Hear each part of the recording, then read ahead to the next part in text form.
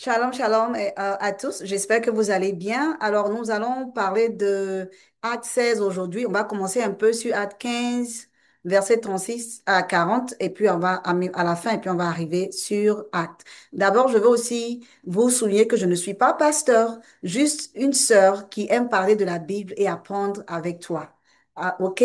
Donc, si tu n'as pas encore d'église, je prie que le Seigneur te conduise vers une communauté solide, remplie de foi et fondée sur la parole. Et tu pourras grandir et appartenir. Aujourd'hui, nous plongeons dans Acte 16. Mais comme je le disais, je vais parler un peu de Acte 15, verset 36 à 41, et on va rentrer dans Acte 16. Donc, comme vous le savez, j'avais parlé un peu de ça dans Acte 16, dans Acte 15, mais c'est important que j'en parle maintenant. Donc, nous savons déjà que Paul voulait revisiter les églises qu'il avait fondées avec Barnabas pour voir comment les croyants allaient. Cela montre un grand cœur. Paul avait vraiment un grand cœur. Et il ne se contentait pas de prêcher et de partir. Il se souciait d'aider les nouveaux chrétiens à grandir dans leur foi. Mais il y a eu un désaccord. Barnabas voulait emmener Jean-Marc, mais Paul refusa, car celui-ci les avait abandonnés plus tôt, comme j'avais dit dans Acte 13, 13. Et aussi, j'avais mentionné que que Jean-Marc était le neveu, mais je viens de voir que dans d'autres récits, on dit c'est le cousin de Barnabas, mais dans l'écriture grecque, on dit que c'était un membre de sa famille. Bon, le conflit a été tellement vif qu'ils se sont séparés. Barnabas a pris Marc et parti pour Chypre, tandis que Paul a choisi Silas comme nouveau compagnon. Donc, la leçon à apprendre ici, c'est que même les croyants solides peuvent ne pas être d'accord. L'essentiel, c'est de continuer à servir Dieu fidèlement. Dieu a utilisé les deux équipes, Paul et Silas, et Barnabas et Marc pour atteindre encore les autres nations avec l'évangile. Alors, cela aussi montre que ça a étendu l'évangile. Parfois, ce qui ressemble à une rupture est une réalité Dieu crée pour pouvoir envoyer des percées nouvelles. La deuxième partie, là maintenant, nous rentrons dans le vif du sujet avec Acte chapitre 16. En voyageant à Lystre, Paul a rencontré un jeune homme nommé Timothée. Les deux parlaient bien. Et puis, il a entendu aussi, Paul a vu que beaucoup de gens parlaient bien de lui et que sa mère était juive, son père, elle était juive et croyante, et son père était grec. Paul l'a invité à joindre la mission. Et devinez quoi? Timothée a dit oui. Même lorsque Paul lui a demandé de faire quelque chose de difficile à la circoncision, il avait une mère juive, mais il n'était pas circoncis. Et il a su que ce n'était pas pour être sauvé, mais c'était pour ne pas offenser les autres juifs dans les villes que vous allez aller visiter. Et il a accepté. Donc Dieu appelle aussi les jeunes. Vraiment, écoute. Timothée était probablement adolescent ou un jeune adulte et il était prêt à sacrifier son confort pour l'évangile. Quand Dieu t'appelle, ne laisse pas ton âge, ton accent, ton origine, ton passé t'arrêter. Sois prêt à dire oui, Seigneur, me voici. Et il va te guider. Il va te dire ce que tu dois faire. La troisième partie, les églises étaient là, ils attendaient et Paul, Silas et Timothée ont parcouru toutes les villes. Nous voyons ça dans Actes 16, versets 5 à 8. Ils ont partagé euh, les décisions des apôtres de Jérusalem, les églises étaient encouragées, les églises grandissaient en foi et en nombre.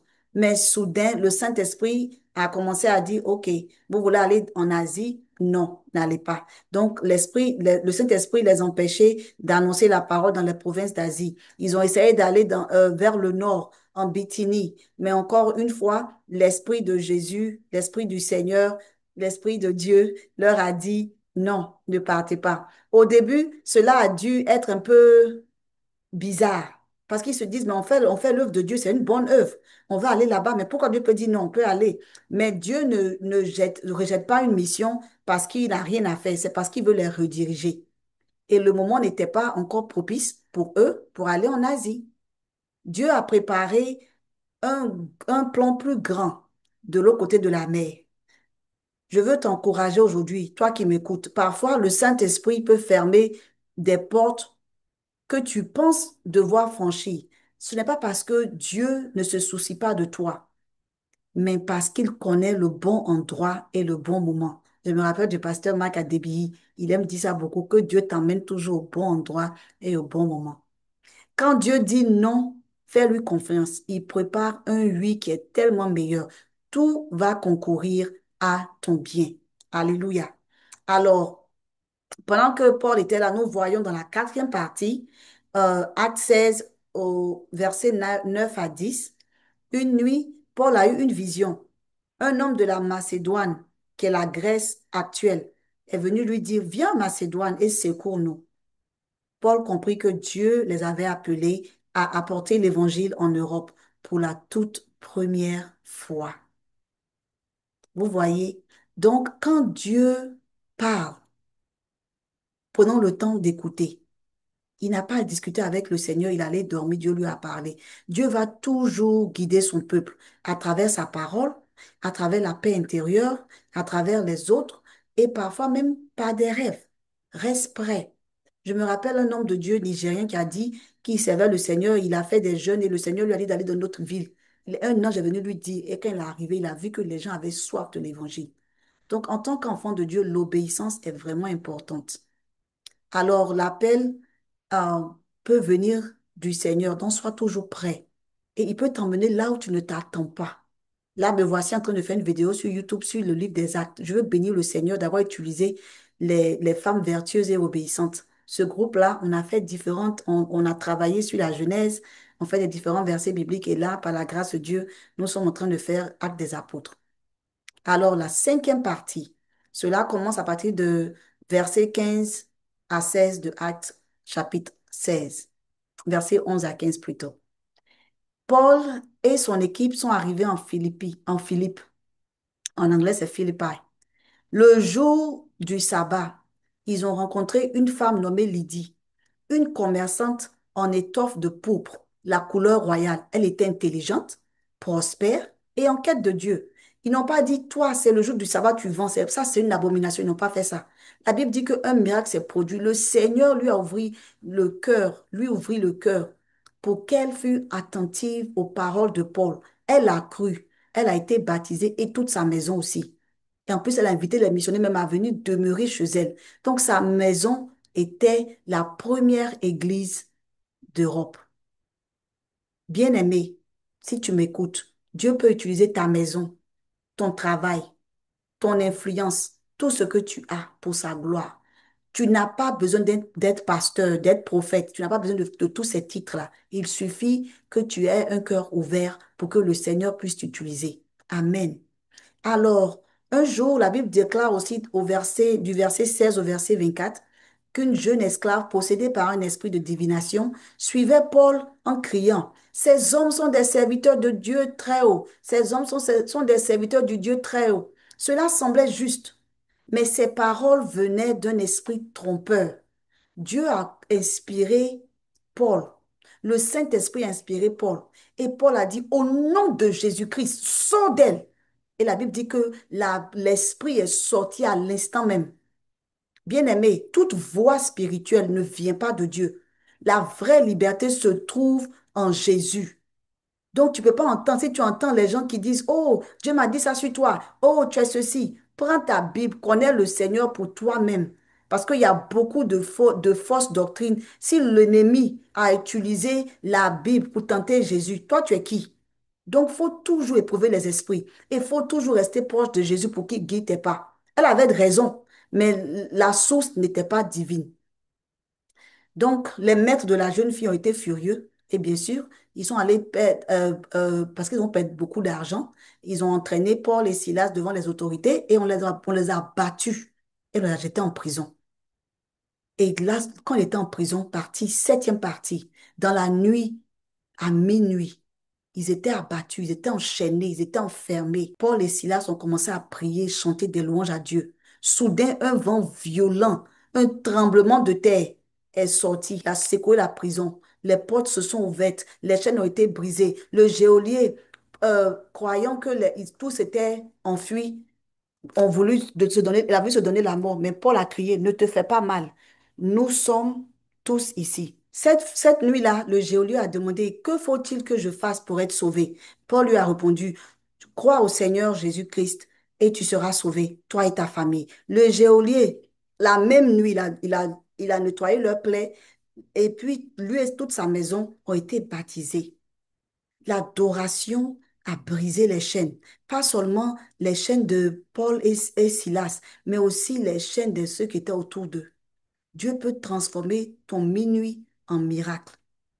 Donc, bien-aimé, si tu es devant des situations, commence à adorer, commence à prier, parce que tu sais que tu as foi en un Dieu qui est vivant. Il ne va pas t'abandonner. Ça peut ressembler, tout peut être noir, mais la journée va sortir. Le Seigneur va se lever et toujours demande au Seigneur, qu'est-ce que tu veux que j'apprenne de cette situation? Quelle transformation je dois avoir? Alléluia. Partie 8. Le lendemain, les magistrats ont envoyé dire qu'ils pouvaient être relâchés discrètement. Paul a répondu non. Ils nous ont battus publiquement sans jugement. Nous qui sommes citoyens romains, qu'ils viennent eux-mêmes nous libérer. Paul a tenu bon. Non pas c'est pas par orgueil, mais c'est pour défendre la réputation des nouveaux croyants de Philippe. Il voulait montrer que les chrétiens aussi vivent dans la vérité et dans la justice. Donc, c'est important de voir que la foi ne signifie pas toujours tu dois rester silencieux. C'est vrai, il y a des moments où tu dois garder le silence, mais il y a des moments où tu ne peux pas garder le silence face à l'injustice. Parfois, défendre ce qui est juste donne de la crédibilité à l'évangile que tu portes. Les dirigeants, ils ont eu peur. Ils sont venus s'excuser personnellement. C'est là que Paul et Silas ont dit, OK, ils sont allés chez la sœur Lydie, ils ont encouragé les croyants, et puis maintenant ils sont repartis, ils sont sortis de la ville avec dignité. Je suis convaincue que cette histoire-là va faire que les gens qui aiment accuser, frapper les chrétiens, ils vont se calmer un peu. Souvent, c'est important. OK? Être chrétien ne veut pas dire que tu n'es pas intelligent. Juste écoute le Saint-Esprit. Donc, en résumé, Acte 16 nous montre que Dieu conduit son peuple pas à pas. Paul a connu des désaccords. Il a vu aussi de nouvelles collaborations et il a suivi la direction de l'Esprit plutôt que ses propres plans.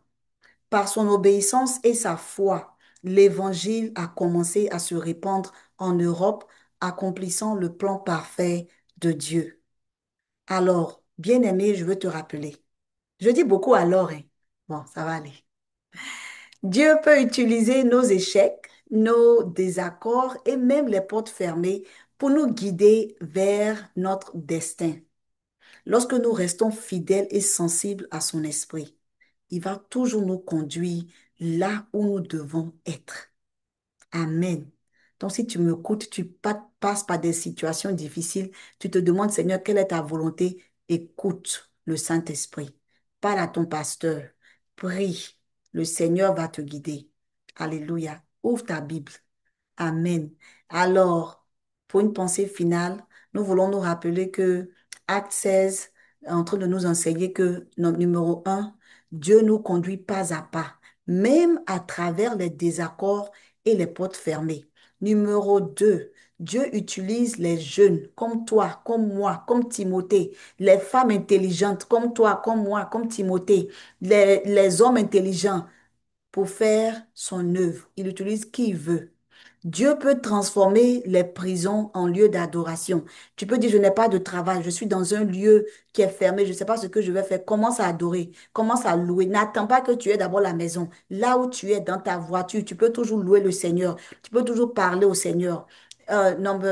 Numéro 4, le nom de Dieu conduit souvent à un oui plus grand. Donc, si Dieu n'a pas, Dieu va toujours te répondre. Si tu n'as pas demandé de faire quelque chose, ta chair va vouloir utiliser ton intellect pour expliquer, non, mais Dieu, c'est comme ça. Obéis, tu vas voir sa gloire.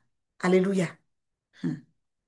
Quelle que soit ta saison, que ce soit désaccord, attente ou minuit, fais confiance à l'Éternel des armées. Il va diriger tes pas. Vers le milieu de la nuit, Paul et Silas priaient et chantaient les louanges de Dieu. Acte 16, verset 25. Rappelle-toi cela. Alléluia. Ils ne se sont pas plaints. Souvent, tu as envie de te plaindre. Bien-aimé, loue le Seigneur. Il va te délivrer de la situation par sa grâce et par sa miséricorde. Par sa miséricorde, il va te montrer ce que tu dois faire. Je veux aussi t'encourager à prier et à demander au Seigneur de t'aider à lui faire confiance. Sois honnête, je t'ai déjà dit, il aime un cœur sincère. Tu vas lui dire la vérité, Seigneur.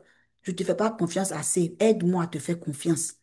Même lorsque les choses ne se passent pas comme toi tu veux. Demande-lui, dis-lui, Seigneur, apprends-moi à t'écouter. Aide-moi à t'écouter, à obéir à ta voix, à te suivre. Sachant que je sais que toi, tes plans sont toujours meilleurs, sont toujours bons que les miens.